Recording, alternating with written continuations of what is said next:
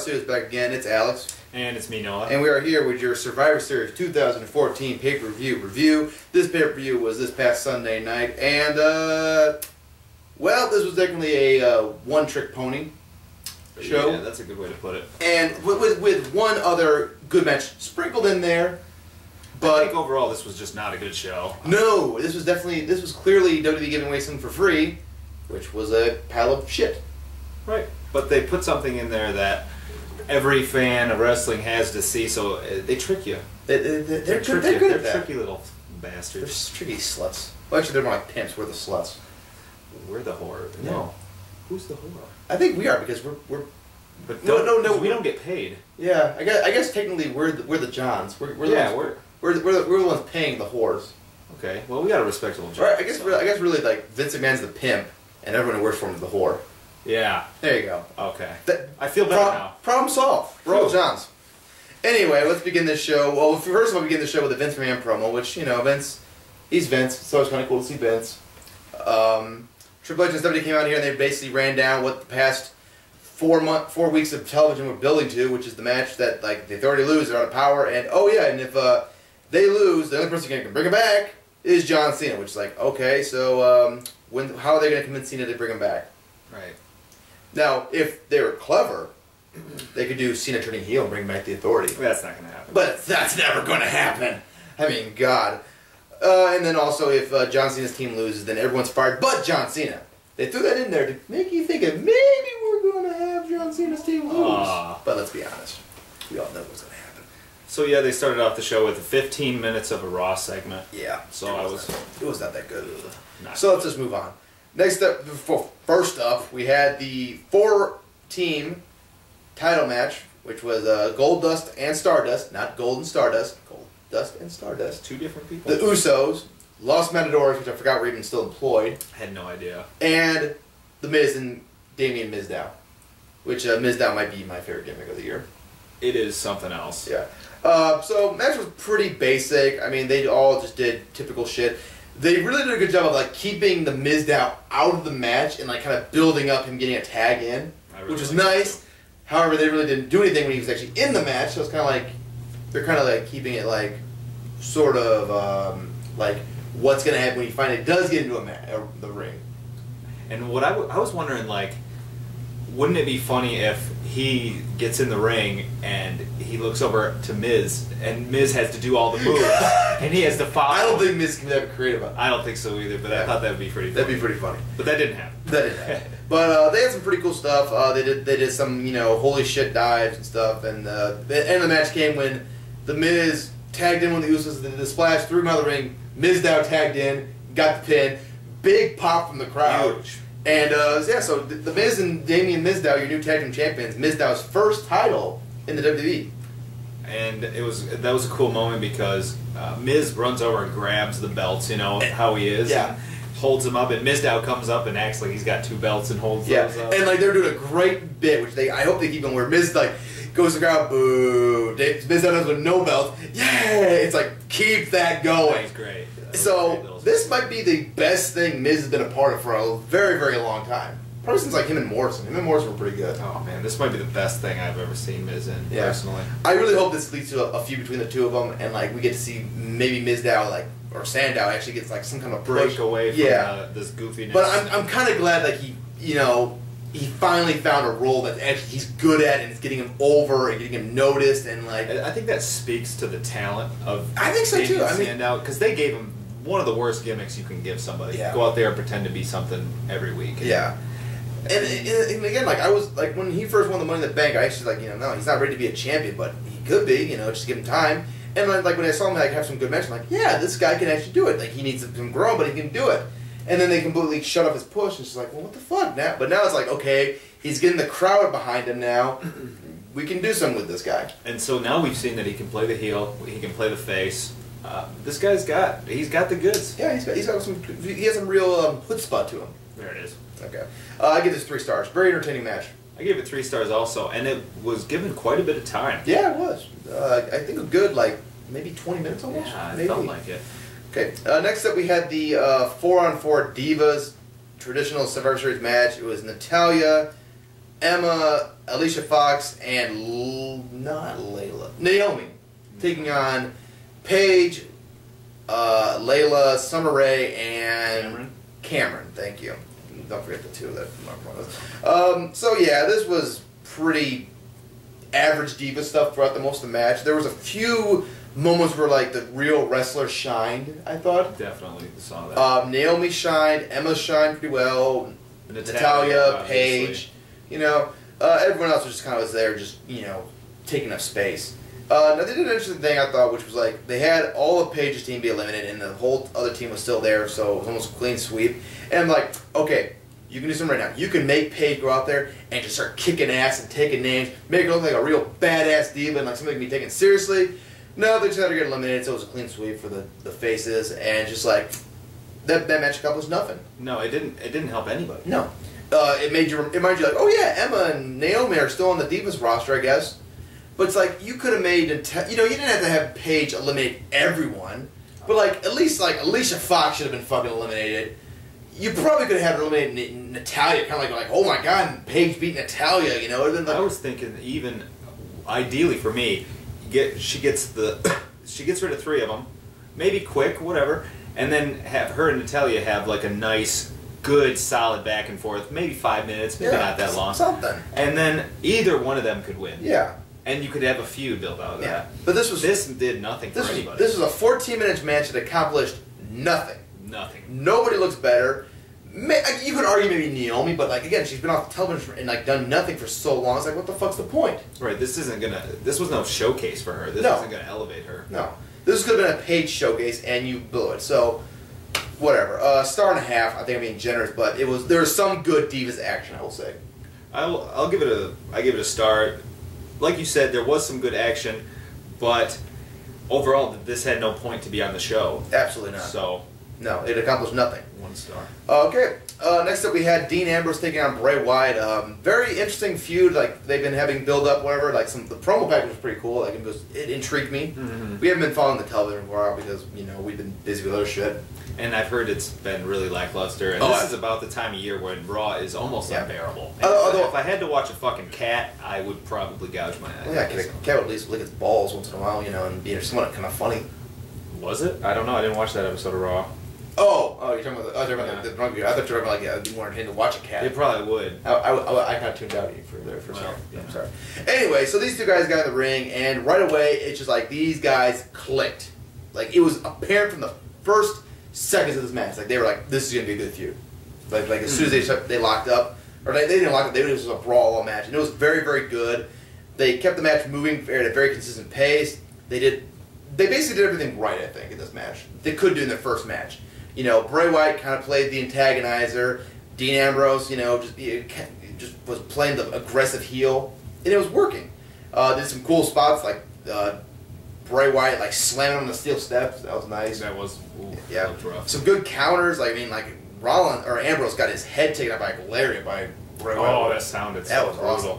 So and then Bray Wyatt gets on the microphone, just basically like Dean Ambrose, like, what are you doing, man? We could be a team. We could take over the world. And it's like, and I liked it. It's kind of like Bray Wyatt. I like what they're doing with the character, where it's like he wants to take people under his wing, and make them better. Like he wants to get these people and make them better. And almost like what he wants to do is like show them the light. That's how he feels. Like he's showing them.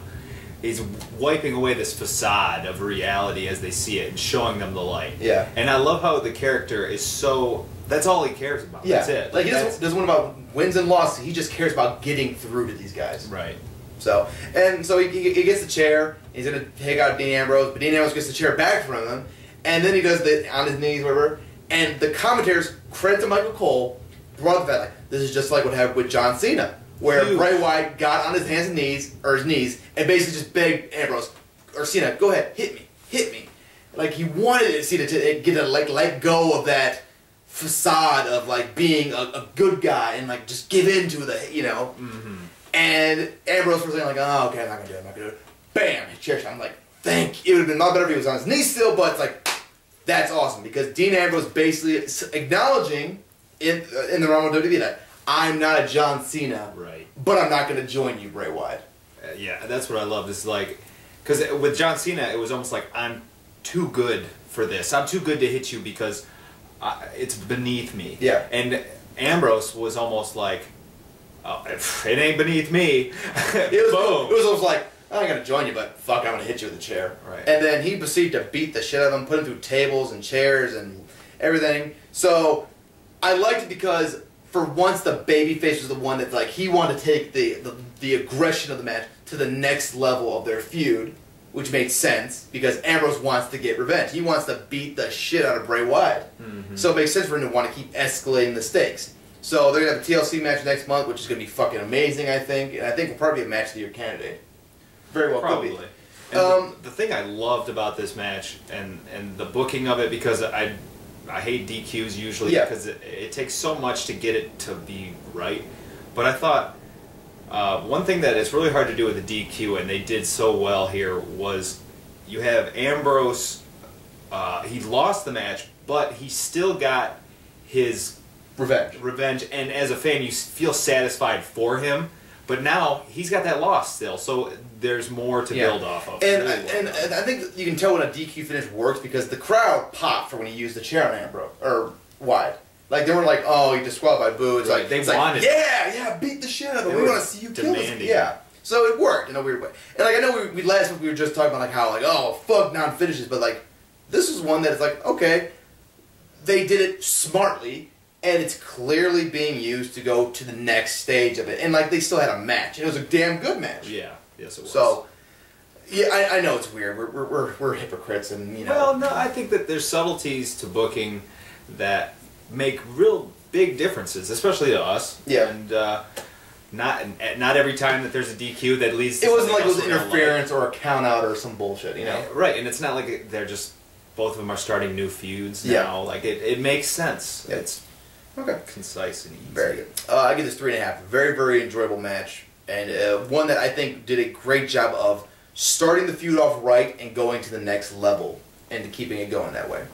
I gave it just a little lower, 3.25. I really liked it. The only thing I didn't care for was it was a little too punch kick at the beginning. But I mean that's what you get from a brawl. But I'm not a big brawl guy, so that was just the thing. Okay. Next up, we had a match that made me question why the fuck I watched WWE, which was Adam Rose and The Bunny, which Michael Cole was so nice on commentary to point out that it's not actually a bunny, it's a man in a suit. It's like, Jesus Christ, you think? You know, it's like, versus Slater Gator, Heath Slater, and Titus O'Neil. This was a dud. It was just like, what the fuck am I watching? We were watching this at some friend's house who doesn't really watch wrestling very often, and I'm just like, the whole time I'm just like, oh my god, she probably thinks this is the dumbest fucking shit ever. And I had to point out, like, this is the dumb shit we don't like from wrestling. Just to make us look like we're not total morons. And when earlier in the night when the backstage segment happened, I remember us looking at each other like, Jesus Christ, they're going to make this a match. You know, like, we're already tuned into the pay-per-view. Don't be throwing this crap on here. Yeah. But it's free for this month, so it's not a big deal. Still wastes our time. Well, the problem with this is that it's free because you're using it to advertise the network to people who would later buy it. Yeah. Now, if you give them a free piece of shit, they might take it, but they're not going to come back and pay you for a piece of shit. That's a great analogy. That's really good. That's really good. Thank you. High five for that one. All right. All right. Yeah, I guess it's done. I'm not going to rate it. It's not worth it. I gave it half a star. Oh, I wrote that backwards. Half a star, but that's because I was Googling something at the time, so I can't really completely shit all over it. He Googled what a rosebud was. Look it up, kids. Safe search off. Don't be a bitch. Next up, we had the Divas title line between AJ Lee and Nikki Bella, which they're still doing the Brie and her as Brie's the servant or whatever. And yeah, they showed some clips of this feud, which is like, I'm like, okay, this is stupid, but whatever. So we have the match. Bell rings. Brie Bella kisses AJ. So then all the fans around the world had like, well, there's my jerk-off feud for the week. And then Nikki hits her with a forearm, hits her finisher. 1, 2, 3. There's a new Divas champion. And basically all those rumors about AJ Lee possibly going out leading the WWE looks like they're true now. Yeah, they did a fine job of burying her right there. Girl who has worked her ass off, made the Diva division actually mean something, I think. You know, really, I think brought credibility to the Divas because like she was one I thought like I looked at it like this is a woman who can actually wrestle. This is a girl who has loved wrestling and has worked her ass off to get this level and now actually wants to wrestle and not be a fucking model and not go on to be an actress or whatever. She wants to be a wrestler. And you proceeded to, for her entire career, make her a crazy bitch who made out with everyone, jobbed her out, did this and that, and just made her look like a fucking laughingstock. And it's just like, do you not understand what you had in her? You had no, they didn't. You had possibly the next Lita. You had a woman who could actually wrestle, that was willing to wrestle and to do crazy shit and to be a fucking wrestler. And you wasted her. And commit to the schedule. And who could talk on the microphone, who could be a character, and could not be a fake Barbie doll bimbo like the rest of your roster is. You had a real competitor.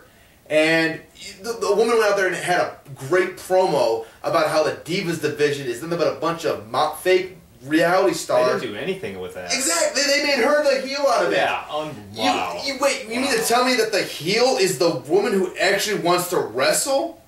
What? Right. That would have been like if you made CM Punk the heel after he cut that promo against Cena. They tried to. Well, I mean, in his hometown, like at Money in the Bank, if he was the heel, like it's just not. There's no sense there. So if AJ Lee is leaving, good for you, AJ. Get the fuck out. Go enjoy your life with your husband, and realize that the real fans do know how goddamn good you are, even if the WWE doesn't. Right. But let's face it, the reason she was treated like shit for so long, well, recently anyway, was because she was with Punk, she was married to Punk, and they want to send a message. So something to do with it. And and the commentators point out like, oh, Brie Bella's smiling when Nikki won the belt. What does that mean? It's like, well, obviously Brie wants to get the fucking belt when she's dropped as a servant in 2 days. So that's going to be the storylines. We're going to see the Bella twins for the Divas title. Oh joy! I give this a fuck you rating. I give this -3 stars, and I'm going to let you know why. Because usually I only go negative when I'm offended as a wrestling fan. Like, it offends me that you call that wrestling, and I was offended that this was called wrestling. Because all they did was to bring the women out, and the make-out thing, they always have to objectify women. Women have to be kissing each other, trying to have sex with each other, can I stop or be crazy. Can I stop right there? This is why when people are like, oh man, I miss the Attitude. No, I don't. The Attitude was garbage. Because guess what? Women back then, that's all they did was bikini matches and be fucking, half naked. And have abortions and shit. It's fucked up. Like that. It's time to treat women like, people, women. like human beings. Yeah. Look at, you think Charlotte down in NXT right now is going to come up the roster and be treated like some bimbo? No, she's going to be treated like a fucking wrestler because guess what? That's what she is. She's a fucking flair. She's going to be treated like a real wrestler. There was 2 guys in the ring about to have a match, and some guy jumps up on the apron and kissed the other guy. Do you think anybody would be okay with that? That would be a fucking issue for so many fans. People would be like, what the fuck was that? Exactly. And that's for women, that's just normal. Like, that's not normal fucking behavior. No. I don't know. That just disgusts me. Yeah. And it's like, again, it made no fucking sense. No. Okay. Yeah, this is just garbage. Okay, let's get to the main event, which actually was pretty damn good, actually. Which was Team Cena versus Team Authority. Team Authority, Seth Rollins, Kane, Rusev, Mark Henry, and Luke Harper. And Team Cena, Ziggler, Big Show, Erick Rowan, and Ryback. So, they have that nice battle lines drawn with everyone facing them. I'm like, okay, they're treating this like a big deal. This could be good, and they did a pretty good job hyping this up throughout the weeks. They had a good promo package for the whole thing. So it's like, okay, this could be good. Mark Henry gets all hyped up. I'm going to whoop your ass. Then I'm going to whoop your ass. Then I'm going to whoop your ass. Goes, charges at the Big Show, knockout punch in less than a minute. It's like, oh boy. God, please. We're going to get one of the... And so, then they actually started the match, but it was pretty well done. Ryback was eliminated next, which I was kind of surprised that he didn't get more of a shine because they kind of hyped him up, right. Which just goes to show. This was going to be his push. Yeah, which goes to maybe WWE doesn't want to push him as maybe they smartened up Maybe. Probably not. Rusev had a nice little showing, but they got eliminated while doing a splash through the announce table and knocked himself out, which was pretty... I mean, that worked. Yeah, protected him pretty well. Erick Rowan got eliminated by Luke Harper, which was a pretty nice little spot, you know. And then the big... Okay, so then it's Kane, Rollins, and Harper facing off against the Big Show and Cena. Cena's like getting to his feet because he got knocked out. Ziggler's unconscious because he got his ass whooped. And Big Show just looks around, just like, and then just goes, knocks out John Cena. If it was... Now, I liked what they were trying to do with this, where it was like, Big Show realized he has everything to lose. The numbers don't look good for him. He could lose everything. He has to join the Authority or help them out to save face and maybe get his job saved if Cena's team loses. The thing is, Big Show did a bad job conveying that emotion in the seconds leading up to the knockout punch. Which is exactly why Big Show shouldn't have been doing it. It should have been a guy like Cesaro or someone who can actually fucking show emotions and sell an important moment like that. You know, a real wrestler. And also the fact that it was the 200 Big Show heel turn in this year. No shit. It's just like, oh, okay, they're doing this again. Plus, it was a year ago that Big Show was stealing the thunder from Daniel Bryan to feud with these exact same people, and now he's... I mean, how many times is he gonna fucking turn? How many times is he... and now why people still, like... We as fans have to believe that John Cena is stupid enough to believe that Big Show is a good person and a trustworthy person. Like, enough with the Big Show's shitty storylines and turns and crying and... Seriously, that's all he does. Yep. That's it. I think he had the numbers, whatever. I believe that it comes down to Big Show cries at least 5 times in a given year and turns heel twice. Yep, I think that's about the numbers. So, yeah. And then Cena got eliminated by Rollins, which was like, alright, that's sweet. That was cool. So it's Ziggler versus Luke Harper, Kane, and Seth Rollins. It's like, okay. So they're going to have Ziggler get his ass whooped, or they're going to have a showcase for Ziggler. Ziggler worked his ass off to make that fucking shit work, man. Yes, he did. He got 2 quick eliminations with Kane and Harper. Gets down to Rollins and him, and they had a fucking match, baby. It was they were rocking and rolling, man. They That's were good. What we wanted to see. Those were the 2 people we wanted at the end. Rollins was getting that heat in, man. It was awesome. Ooh, yeah. So they do some crazy shit. Ziggler looks like he could win. Referee gets pulled out by Triple H. He's beaten, and then the Noble and Mercury, which, by the way, why the fuck was Jamie Noble and Joey Mercury not put on Team Authority? We were very disappointed by that. Man, can you get rid of Kane, because he sucks. Yeah. And who else? Mark Henry, probably. Sure. I mean, at least Jamie Noble, man. Come on. You set him up last month. It's totally acceptable. Yeah, we'd have loved it, man. It would have been fucking awesome. I would have marked out so hard. God, that would have been fucking great. Or at least I would have settled for Ziggler versus Jamie Noble and Joey Mercury on television, man. Something, man. You let Noble get his shit in, man. Let's see that Gibson driving, baby. Oh, man. Okay, anyway. So, look like they're going to be beating up Ziggler. Ziggler takes them both out. He's going to pin Rollins again. New referee, 1, 2. Triple H comes in and drops a fucking elbow on the ring. Dude, and then he throws him out of the ring onto his head. Yeah, the referee nearly died. That was ugly. And Triple H is going to work on Ziggler. Pedigrees and bring out the referee. 1, 2. Music hits. And it was rumored for so long that this is going to be win. This is going to be win. Fucking Sting walks out. Sting. And I was there right now. We were always talking about how, like, oh, fuck Sting and WNA. You can't deny, man. Like, as soon as he walked out, I was like, getting goosebumps. Well, it was a big moment. Yeah. It feels like a big moment. It's not like he walked out in fucking Raw in the 3rd segment. He walked out in the main event of a fucking pay-per-view, dude. Well, just the fact that Sting was in WWE. Yeah. That's big shit, you know? Yeah, and he looked in pretty good shape. You know, you couldn't really tell because he had the jacket. He looked about the same as he did in in his last couple years of TNA. Yeah. So him and Triple H have a stare down and just like, it was like fucking like, holy shit, this is really happening, man. Mm-hmm. And the fans that this is awesome. Like, yeah, it is. This is pretty awesome. Like, just fucking Sting, man. It's quite a moment. And so he goes to attack, Triple H goes to attack him, Sting drops him, rolls Ziggler over onto Rollins, 1, 2, 3. Ziggler, the sole survivor for Team Cena, as Authority are out of power. Boy, man. Okay. there was a lot good with it. The match from beginning to end, I think, was booked pretty well. I mean, they did a pretty good job of booking it. I think they protected some stuff that wasn't. Like Mark Henry getting eliminated, they could have done that better. Ryback, they could have done more with him, whatever. But I think like the majority of it, the good outweighed the bad in this match by far. And I think with the guys involved, we thought like, man, this is gonna be shit. But like they ended up doing pretty well, I think. But like the Erick Rowan and Luke Harper, that can be keep going. John Cena can still kind of keep feuding with the same people, and no one gives a shit. Rollins and Ziggler are like fucking stars for stealing the show. So it's like, there's some good shit out of this match. As far as the finish goes, and the Sting thing, I'm like, we were both thinking like, it was really good, and the crowd obviously enjoyed it, but I would have much rather just Ziggler won the match by himself and not had like Sting roll him over or whatever on top of Rollins.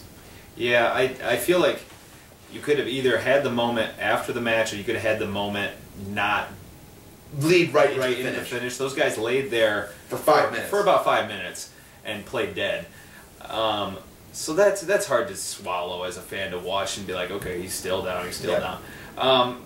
But also, I think what would have been nice, and I haven't been watching Raw obviously, so I could have missed something, but I feel like they should have alluded to like Sting in some way, or Triple H say something like, there's no one in the history of this business. Just like little things that, when Sting came back, he's like, you said this. Well, I'm here to make you eat those. But then again, that's what they're probably going to do. They're probably going to cover that on Raw. And like, I saw one review point out the fact that in WCW, Sting was always like the conscience. Like he was always like the defender of what's right and what's and like it could be like he saw Triple H abusing his power for so long, he had to step in and do something. So I'm willing to give it a little leeway. And like my thing is also like, it would have been awesome like Ziggler wins the match by himself, and then like Sting helps get rid of Triple H or whatever, and then he shakes Ziggler's hand, raises his arm in the ring. That'd have been a fucking sight. Sting and Ziggler in the ring, Sting raising Ziggler's hand. I mean, that'd have been fucking cool. That would have been cool. Or like he shakes his hand, and then like the lights go out, and then like it's just like a spotlight, and it's just Ziggler in that spotlight. Yeah, that's all. That'd be cool. Again, the fans responded to it. Ziggler still gets the win. My only thing is, you better fucking push him now. You can't just have him have this big match and the big Soul Survivor and not do anything with him. He has to do something from here. Right, and it can't be like build him up for a nice little thing for next month. Like we need a long term. Like Ziggler's got to be in your Mania plans. Like he's got to be in your Royal Rumble plans. This guy has got to. You got to run with this. Yeah, maybe have him be the one that beats Rusev or something like that. That'd be cool. That'd be awesome. I mean, that'd be fucking great. I mean, that'd be a big rub for him. I mean, something. Like, obviously, I don't expect... Who was it that Rusev was trying to crush? Was it him? That was him. It's possible. You could do it. But we'll see. And I don't know. I wouldn't mind... obviously, like, Rollins, I think they're going to have save for Orton, but, something, man. Give Ziggler something, Have him have a good showing at the Rumble, too. But, I ended up giving that match 4 stars. I think from a... Like...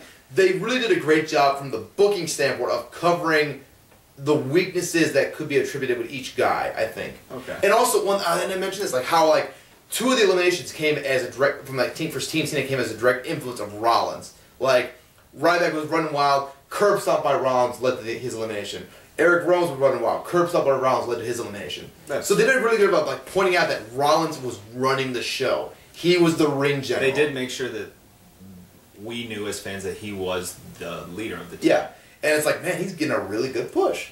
And also, Stephanie and Triple H were great at ringside. I mean, selling like the importance of it. They were doing a really good job, I think. Yeah, I thought they did nice. And actually, even Cena didn't really do much in their match. Like, it was kind of like, like, if you think about it, he didn't really do much in that match, like, at all. He did a couple. Yeah, but like Ziggler and Ryback kind of like did the majority of the wrestling in the ring. That's true. Yeah. So it's kind of interesting to point out. So what'd you get this match?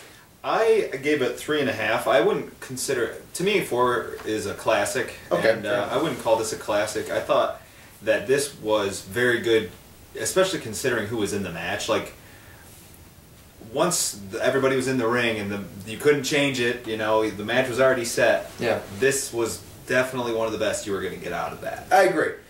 They got the most out of what they had. I agree with that, yeah. But again, I still don't like the finish. It's not the worst thing in the world. I'm not terribly offended by it. because, like I said, there's that big moment that people are always going to remember. That's what people are going to... When you think Survivor Series 2014, Sting, that's all you're going to remember. Yeah. So that I'm cool with. But as like a match, if I was sitting here, I'm like, you know what, I really want to watch a match, and I pop that in, that would not satisfy me. Okay, fair enough. So. What'd you get the show Raw? Ugh, this show, I think I'd give it like a 6, and that's because Sting came back. That's really like high. yeah, I mean, like that's generous. Yeah, I'm gonna give it. I gotta give it above average, slightly, because it did have that moment, and the main event did deliver pretty well, and it was a very concise finale to the storyline. So I will give it a 6 as well. The rest of the show was pretty god awful. The opener was good, and the Ambrose Wyatt match was good, but everything else was just dog shit. Yeah, and all the segments. I mean, to me this show felt like a really shitty pay-per-view or a really good episode of Raw. I'll go with a good. Yeah, I can see this being a good episode of Raw. Yeah, it did not feel like a pay-per-view. No, absolutely not. No. All right, but hey, nobody paid for it though. Exactly. So, well, I don't know. I think I still did because for some reason they didn't give the customers who bought it a free month. So we get fucked. We have the right to say that. Yeah, we're the Johns. We obviously get fucked. That's right. Yeah. We're bringing it back full circle. There it is. And that's how we're gonna wrap up the review. Too sweet. See you guys. Bye. Yeah.